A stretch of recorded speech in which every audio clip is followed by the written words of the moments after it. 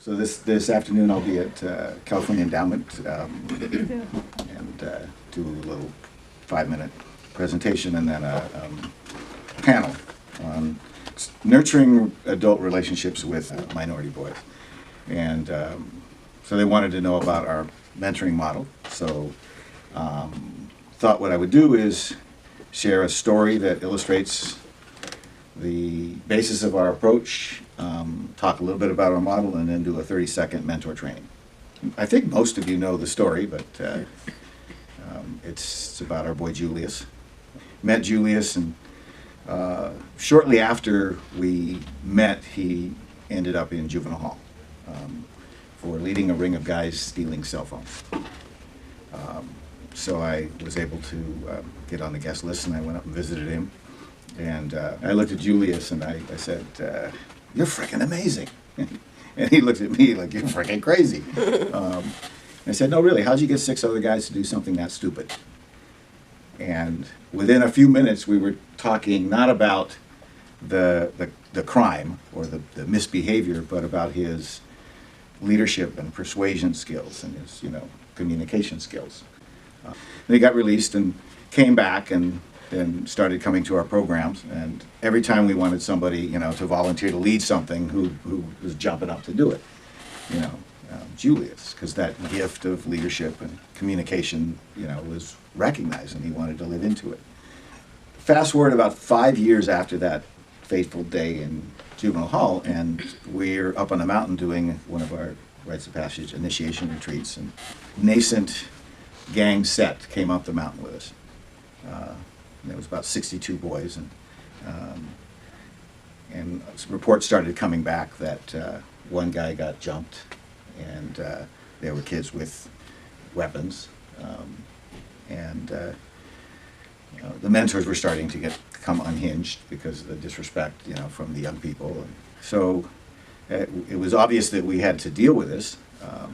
So at a break, I ran around, picking off leaders and saying, when we get back into the room, we're going to deal with this thing, and I'm going to need your help.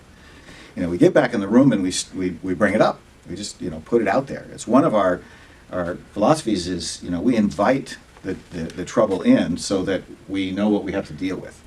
If we suppress it, then it never gets dealt with, and so maybe we keep from us having to deal with it, but the young people carry it with them, and they don't get the help they need. So we just put it out there, and the room erupted. It started, ex gangbangers were, sharing, with the guys. You don't want to do this. You think you're getting, banding together to protect yourself, but you're actually painting a target on your back. And then as it's kind of almost reaching its peak, I remember I'm sitting in a chair just like this, and Julius is on the floor sitting next to me. And at one point, it stands him up, and as he's standing up, he just goes, "This shit's got to stop." And whatever it was, that leadership, that authority he was born with, showed up in that moment, and the entire room went silent, and all eyes were on Julius. What had happened before that was, after we opened the subject up, one of the young men in the back of the room stood up and said, "Tony, on behalf of Phoblock, in respect for what you do for us up here, the gang doesn't exist while we're on the mountain." And that was my moment of truth. The safe thing to do, and what probably risk management would tell me to do, is to go, "We have a truce, thank you." But then how does it get dealt with? So instead, what I said is, screw that. If it exists down there, it exists up here. We don't come up to the mountain to just have a sweet little retreat and go home and continue to do the shit that's going to get us killed. So we dealt with it. So then the conversation ensued and gave Julius a chance to stand up in that moment. And within a couple of minutes, he had all 9 guys that were claiming Phoblock standing. And he knew who they were. But he had no given authority in the room to do that. He just, his leadership skills, his natural authority that he was born with showed up in that moment. And he knew what to say to each guy. And he wouldn't let them sit down until each one had agreed to dissolve Phoblock. not get out themselves, but actually end the gang. And like he picked off two guys, and he said, you two, you grew up together, right? Are you going to be the one to tell his mama when he dies for some shit you started?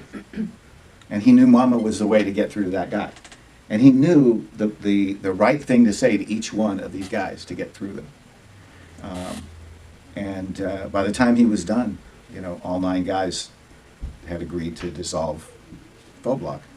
And the last guy standing, the holdout, was his brother, his younger brother, who actually had started it. And so they ended up crossing the room and hugging it out and crying on each other's shoulder. And, I don't want to see you die for this shit. And things like that were spoken.